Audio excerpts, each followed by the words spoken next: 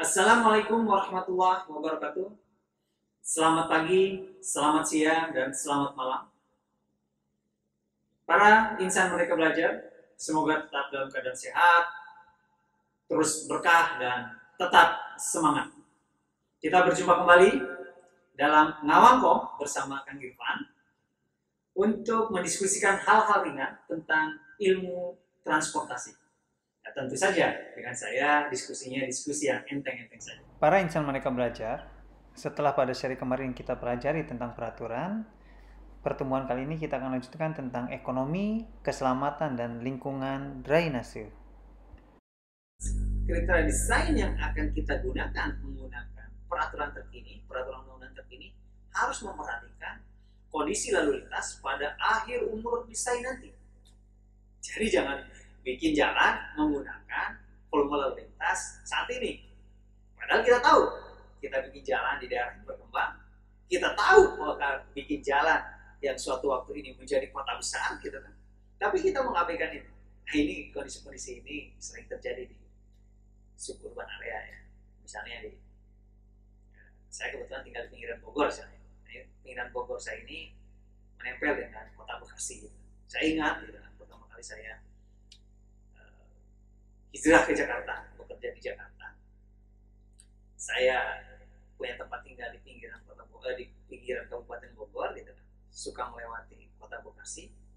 Jalannya lancar. Saya sangat menikmati gitu.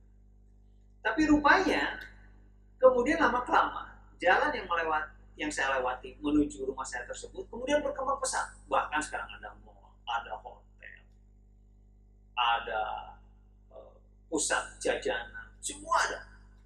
Sementara jalannya tidak pernah bertambah. Kenapa? Karena sudah keburu terhimpit oleh aktivitas ekonomi tadi. Nah, ini kemudian akhirnya menjadi tidak layak untuk dilewati karena memang formalitas semua meningkat. Padahal baru berapa tahun? 10 tahun katakan atau 15 tahun. Padahal umur desain jalan itu kan lebih dari itu harusnya. Nah, ini yang harus betul-betul diperhatikan di dalam mendesain jalan. Jadi kita harus memprediksi umur desainnya itu sampai kapan. Terakhir, kalau kita bicara perundang-undangan, maka kita bicara dengan DED. DED dalam bahasa Indonesia lebih sering disebut dengan desain teknik rinci, detail ya. Jadi detail engineering design. Bahasa Indonesia adalah desain teknik rinci. DED tentang geometrik jalan ini harus berisi, harus dapat menguraikan, harus dapat merinci geometrik jalan, rancangan geometrik jalan untuk meyakinkan upaya perlindungan terhadap pengguna jalan. Bagaimana caranya? Maka DED ini harus diaudit terhadap keselamatan jalan. Jadi ada audit di desain, audit DED. Ya. Jadi perlu audit terhadap keselamatan jalan. Jadi bukan hanya nanti ya, desain pun harus kita audit. Apakah memang sudah bisa menjamin keselamatan? Kenapa sih penting banget keselamatan? Ya seperti tadi. Karena ada kondisi-kondisi kita tidak bisa menyerahkan ini semua terhadap desain yang ideal. Sehingga di saat desain yang ideal ini tidak tercapai, maka keselamatan jalan harus menjadi yang utama di dalam mendorong desain yang layak digunakan dan diimplementasikan untuk kemaslahatan masyarakat. Jadi uraian tadi bagaimana kita mendesain jalan baru, bagaimana kita merekonstruksi, bagaimana kita mengklasifikasikan jalan, bagaimana kriteria desain tentang umur rencana, bagaimana dengan DED, semuanya berujung terhadap keselamatan pengguna jalan. Jadi, para insan Merdeka Belajar, itulah dasar-dasar perundang-undangan dan peraturan yang berlaku di dalam kita melakukan desain geometrik jalan. Jadi ujung-ujungnya kita bicara tentang keselamatan jalan. Baik, para insan Merdeka Belajar, setelah kita bicara perundang-undangan dan peraturan tadi, mari kita lanjutkan apa hubungannya desain geometrik dengan ekonomi. Loh. Kenapa kita bicara ke ekonomi? Ini kan teknik sipil. Ya memang harus bicara ekonomi pada akhirnya. Karena tentunya pembangunan jalan ini ujung-ujungnya adalah untuk meyakinkan baik penyelenggara jalan negara ataupun pengguna masyarakat mencapai nilai ekonomi yang efisien. Jadi untuk memenuhi pelayanan jalan yang diperlukan, bentuk geometrik harus didesain secara efisien. Efisien dapat dicapai dengan mempertimbangkan beberapa hal, di antaranya adalah penghematan biaya operasi kendaraan. Nah, BOK ini atau biaya operasi kendaraan harus sekecil mungkin di saat jalan nanti terbangun. Pemahaman ini dapat dipertimbangkan dalam mencapai efisiensi. Bagaimana caranya? Kenapa ada hubungannya? Karena bentuk geometrik jalan itu mempengaruhi BOK. Aliran jalan yang lurus dan datar cenderung menghasilkan BOK yang rendah. Sebaliknya, jalan yang naik turun, berkelok-kelok, menghasilkan BOK yang tinggi. Jalan yang lurus dan datar umumnya membutuhkan biaya konstruksi yang tinggi. Sayangnya, terutama untuk pembebasan lahan, pekerjaan galian dan timbunan, dan bangunan struktur. Memang ini ada tantangan. Di satu sisi bikin jalan lurus dan datar itu menguntungkan dari sisi operasional kendaraan, tapi di satu sisi lain, di saat kita membangun biayanya tinggi. Nah, pada volume lalu lintas yang tinggi, BOK tentunya harus lebih hemat. Namun aliran jalannya harus didesain agar berkeselamatan dan ramah lingkungan, yang hal ini cenderung memerlukan biaya tambahan. Nah, jadi nanti ujung-ujungnya kita harus bikin matrik advantage dan disadvantage. Mana sebenarnya nilai optimal? Karena kita tidak bisa bicara ideal kalau dalam merencanakan seperti ini. Seperti tadi, jalan datar dan lurus secara BOK murah, efisien ya. Tapi secara pembangunan biasanya lebih sulit karena harus ada galian, harus ada timbunan, harus ada pembebasan lahan. Ya. Ini kan jadi yang mahal. Nah, sekalipun biaya konstruksinya tinggi, untuk mengatasinya, pembangunan dapat dilakukan secara bertahap. Kalau memang terpaksa harus begitu, maka dilakukan secara bertahap. Sehingga biaya awal dapat dibagi-bagi menjadi beberapa tahap yang lebih kecil dan biaya yang kecil-kecil serta terjangkau. Nah, ini masalah strategi pengembangannya. Nanti ini sudah di penyelenggara jalan bagaimana strategi ini dijalankan. Dalam setiap tahap desain, aspek ekonomi harus dianalisis secara seksama. Dan khusus untuk jalan yang berbayar, apa ya jalan berbayar? Jalan tol. Analisisnya diperluas meliputi aspek finansial. Kalau jalan non tol yang tidak berbayar, biasanya berhenti di analisis aspek ekonomi. Tapi kalau bicara jalan berbayar, karena pembiayaannya bukan dari pemerintah saja, lebih banyak dari pihak swasta lewat public private partnership-nya, maka aspek finansial menjadi penting.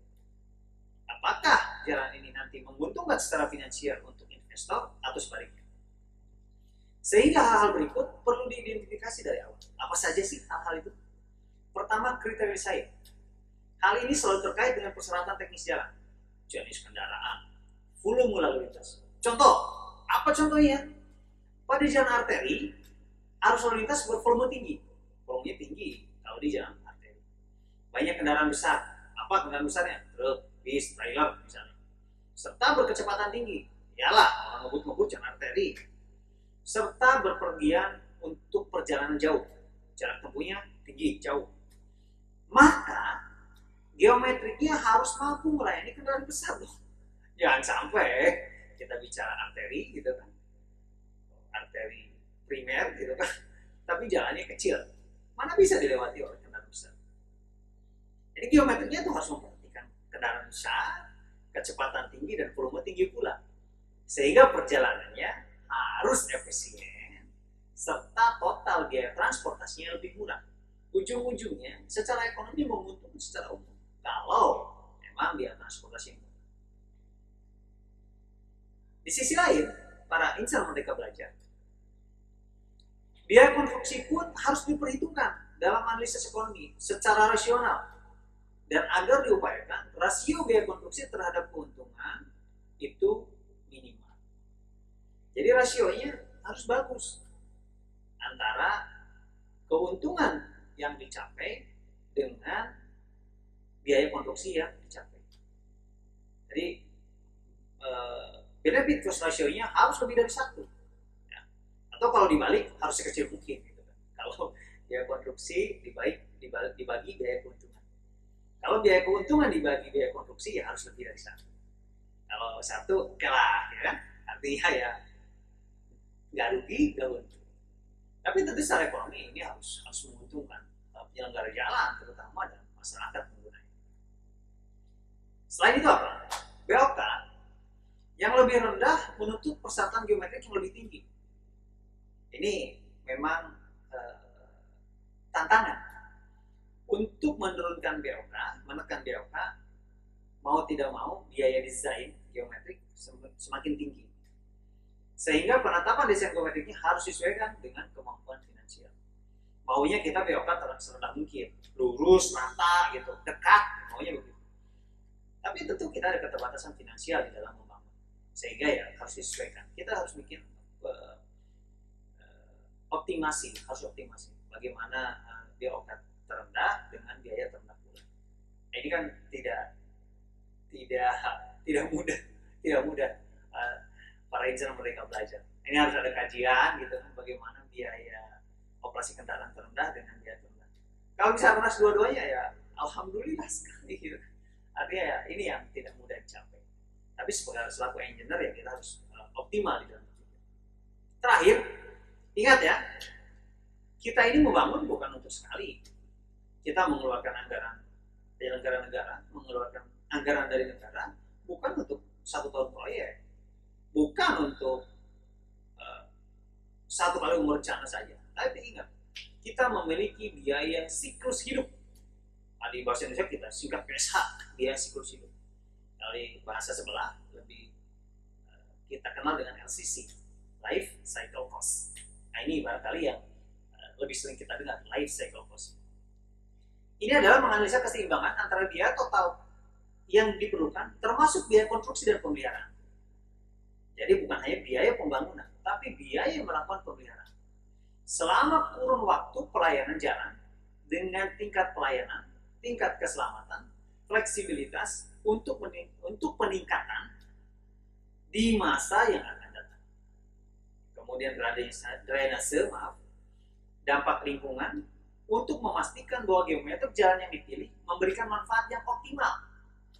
Nah, analisa life cycle cost ini sangat dianjurkan dan kalau boleh sih wajib harusnya untuk dilakukan. Untuk apa sih? Untuk memastikan bahwa jalan ini secara LCC memang memenuhi standar. Kadang-kadang kita bangun murah, tapi ngurusnya mahal. Nah, kita harus hitung. Ini mau berapa tahun LCC-nya? Mau 15 tahun kah? 20 tahun kah? 30 tahun kah? Atau 50 tahun kah? Kita harus hitung. Kita harus sepakati. Antara biaya pembangunan dan biaya pemeliharaannya, kalau kita jumlahkan adalah cari yang paling murah. Jangan murah bangun, mahal melihara. Itu tentu kita tidak inginkan. Tidak sedikit biaya pemeliharaan lebih mahal daripada biaya pembangunan. Jadi kalau boleh saya ulang, bagaimana dari sisi ekonomi? Yang pertama adalah kriteria desain harus memperhatikan kebutuhan. Kemudian biaya konstruksi harus dihitung menggunakan analisa ekonomi. Kalau untuk jalan tidak berbayar, tapi kalau untuk jalan berbayar harus ada analisa finansial juga. Kemudian kita harus paham bahwa BOK yang rendah memerlukan persyaratan geometrik yang lebih tinggi, sehingga harus dicari titik optimal antara BOK dengan biaya pembangunan. Dan terakhir, kita harus memperhatikan life cycle cost. Jadi ada 4 dari sisi ekonomi di dalam konsep pengembangan pembangunan jalan, khususnya di dalam desain geometrik. Baik para insan mereka belajar, selanjutnya saya akan sampaikan secara singkat bagaimana keselamatan di dalam melakukan desain geometrik jalan. Untuk mengoptimalkan keselamatan pengguna jalan, pada tahap awal desain harus ditetapkan kecepatan desain dulu dan kendaraan desain yang memperhatikan karakteristik operasional kendaraan desain. Termasuk di dalamnya adalah pengemudi dan rasio kekuatan mesin terhadap berat kendaraan. Sesuai dengan kecepatan desain yang ditetapkan tentunya. Nah, semakin tinggi kecepatan desain, maka semakin tinggi persyaratan teknis yang harus dipenuhi. Nah, ini udah rumus umum ya. Kalau kecepatan desain semakin tinggi, maka sarana transportasinya, jalannya juga speknya harus lebih tinggi.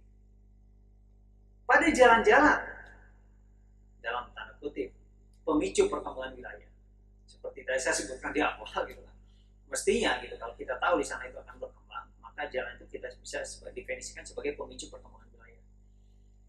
Namun LHRT-nya di awal masih kecil pastinya, dan kendaraannya juga masih kecil.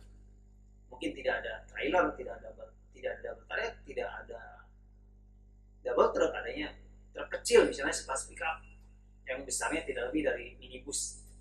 Jadi daerah-daerah yang belum banyak aktivitas ekonominya, biasanya kendaraan yang ada adalah minibus dengan lebar 1,66 meter, panjang tidak lebih dari 4,19 meter katakanlah. Ini standar minibus ya. Dan tingginya juga mungkin sekitar 1,69 meter biasanya. Maka penapang jalan untuk jalan jenis ini sudah lebih dari cukup. Bahkan pemilihan PTJ yang lebih kecil dari satu minimnya masih mungkin dilakukan. Namun ingat, kita tetap harus menetapkan kecepatan desain dan kendaraan desain, sehingga syarat-syarat teknis harus dipenuhi dengan karakteristik pengemudinya. Apa saja yang harus kita perhatikan? Yang pertama, jarak pandang henti. Walaupun kita minimalis, jarak pandang henti harus kita hitung. Apa sih jarak pandang henti? Tentu kita akan bahas di seri berikutnya. Ini kalau dibahas di sini nanti nggak habis tentang pengantar geometrik ini. Jadi nanti di serial berikutnya kita akan kenal namanya dengan JPH. Kemudian jarak pandang mendahului atau JPM. Yang ketiga, jarak pandang berkeselamatan di persimpangan. Kita juga akan bahas bagaimana menyusun desain simpang yang berkeselamatan. Kita akan sebut dengan JPS. Kemudian yang keempat adalah super elevasi. Nah, nanti kita akan bicara dengan momentum, bicara dengan sentrifugal, sentripeta, super elevasi, kemiringan seperti apa sih? Dan terakhir adalah kelandaian memanjang, jalan yang sesuai dengan kemampuan kendaraan desain. Ya ujung-ujungnya kita bicara tanjakan, bicara turunan. Ya kita harus sesuaikan dengan kendaraan yang ada di sana. Jangan sampai tanjakannya terlalu tajam gitu kan, terlalu tinggi sehingga kendaraan yang ada di sana tidak mampu mendakinya. Ini akan membahayakan keselamatan. Bisa saja dia mogok atau dia mundur gitu. Terlebih adalah turunan. Harus sesuai dengan kemampuan kendaraan. Kan tidak jarang terjadi kecelakaan di jalan yang menurun karena kendaraan tidak mampu melakukan pengereman dengan baik. Jadi itu ya para bicara mereka belajar tentang keselamatan. Jadi keselamatan itu kita harus memperhatikan 5 hal. Yang pertama jarak pandang henti, yang kedua jarak pandang mendahului, yang ketiga jarak pandang berkeselamatan di persimpangan, yang keempat super elevasi, dan yang kelima adalah kelandaian memanjang jalan. Insya Allah nanti di pertemuan-pertemuan berikutnya di dalam Mawangkong seri berikutnya kita akan bahas satu persatu barangkali dengan contoh-contoh studi kasus atau dengan contoh-contoh soal. Nanti kita sesuaikan. Saya juga ingin mendengar pendapat daripada insan Merdeka Belajar apa yang bisa kita diskusikan di dalam serial Mawangkong ini. Selanjutnya kita bicara lingkungan drainase. Penting emang gitu? Penting. Jadi membangun jalan merupakan suatu proses pembukaan ruang, ingat ya, dengan cara mengubah suatu kondisi lingkungan yang sebelumnya sudah stabil. Sudah stabil, orang nggak ada jalan juga nggak ada apa-apa, baik-baik saja misalnya gitu. Baik-baik saja itu bukan artinya tidak perlu jalan, artinya secara lingkungan ya begitulah, stabil. Tanah juga stabil ya, secara topografi juga tidak terganggu, secara struktur tanah juga baik-baik saja gitu. Tentu begitu pembukaan jalan, topografi berubah. Memotong tanaman, pohon ditebang gitu, tadinya rimbun jadi gundul misalnya. Memindahkan hewan, biasanya misalnya kemarin kita bangun jalan tol lintas Sumatera, gajah kepotong wilayahnya, bukan gajah yang kepotong tapi kebunnya kepotong, hutan keganggu dia. Jadi tidak sedikit juga kita memindahkan manusia, banyak apalagi di daerah suburban dan urban.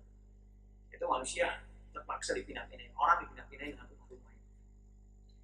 Selanjutnya metode yang digunakan dalam proses ini melibatkan kegiatan seperti pembukaan lahan, pembukaan hutan, pemindahan tanah dengan pekerjaan galian dan timbunan, pemadatan. Nah ini kan proses yang akan mengganggu lingkungan. Karena ada pemindahan tanah dengan pekerjaan galian ini, kemudian ada pemadatan lapisan-lapisan perkelasan jalan secara berlapis. Ini akan bukan, kalau saya bilang merusak, tidak semua merusak ya, tapi merubah kondisi yang saat ini atau yang sebelum ada pembangunan jalan sudah stabil. Para insan Merdeka Belajar dalam proses pembangunan ini akan melibatkan kendaraan-kendaraan produksi tentunya dan alat-alat berat lainnya. Tentunya semua proses ini dapat mempengaruhi lingkungan dan masyarakat di sekitarnya. Hasil akhir dari kegiatan tersebut dapat memicu kerugian yang besar, baik secara ekonomi maupun secara sosial. Nah, ini yang harus kita pertimbangkan betul-betul. Jadi, desain geometrik ini harus diserasikan dengan lingkungan dan topografi setempat untuk menghasilkan suatu desain yang estetis dan sekaligus fungsional. Keren kata-katanya, estetis sekaligus fungsional.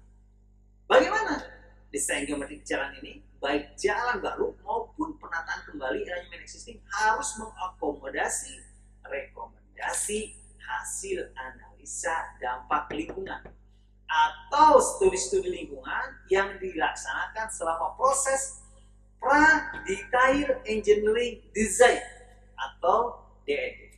Nah, ini rangkaiannya panjang.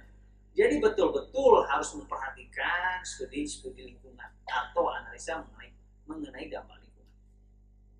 Nah, para insan Merdeka Belajar, desain geometrik jalan adalah desain yang komprehensif.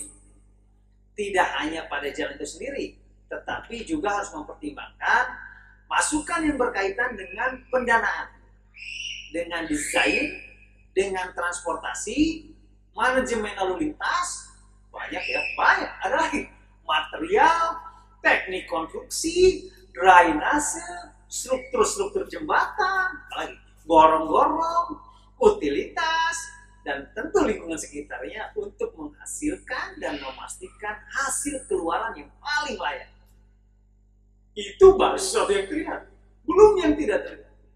Kebudayaan, sosial, kemasyarakatan, kepentingan lingkungan, kepentingan politik, banyak sekali. Banyak. Jadi desain geometrik ini bukan sesuatu hal yang mudah. Jadi betul-betul harus komprehensif bagaimana kita menangani. Ya. Jadi bagaimana desain ini betul-betul harus komprehensif. Sehingga para insan Merdeka Belajar, tentu saya gitu kan, mencoba membuka channel gitu kan, channel keren kesan channel. Jadi membuka tempat diskusi ini yang saya sebut dengan ngawangkong gitu kan. Kita diskusi kecil-kecil saja, ringan-ringan saja. Bagaimana kita membuat desain yang komprehensif? Ya tentu tidak bisa sendirian. Katakanlah teman saya ini ahli geometrik, dia tidak bisa mendesain jalan sendirian sampai komprehensif. Dia harus diskusi dengan temannya yang ekonom, dia harus bicara dengan temannya yang orang struktur, dia harus bicara dengan temannya yang orang hidrologi dan drainase, dia juga harus diskusi dengan orang sosial, orang budaya. Gitu. Jadi komprehensif ini dalam arti sebenarnya yang sangat luas. Gitu. Ini kira-kira ya teman-teman, para insan Merdeka Belajar, saya ingin menyampaikan gitu kan, dengan lugas bahwa desain menggunakan standar apapun, menggunakan peraturan apapun, terlebih-terlebih kita memang sudah jelas ada aturan-aturan yang berlaku di Indonesia, harus komprehensif. Bagaimana dengan di lapangan? Tidak mudah. Tidak mudah, tidak sederhana, dan tidak bisa kita simpulkan dalam beberapa waktu. Tapi kita bisa lakukan secara bertahap dengan langkah-langkah yang terukur. Baik, para insan Merdeka Belajar, seri kali ini saya cukupkan. Semoga bermanfaat. Tetap sehat, tetap semangat, dan tetap berkah. Assalamualaikum warahmatullahi wabarakatuh.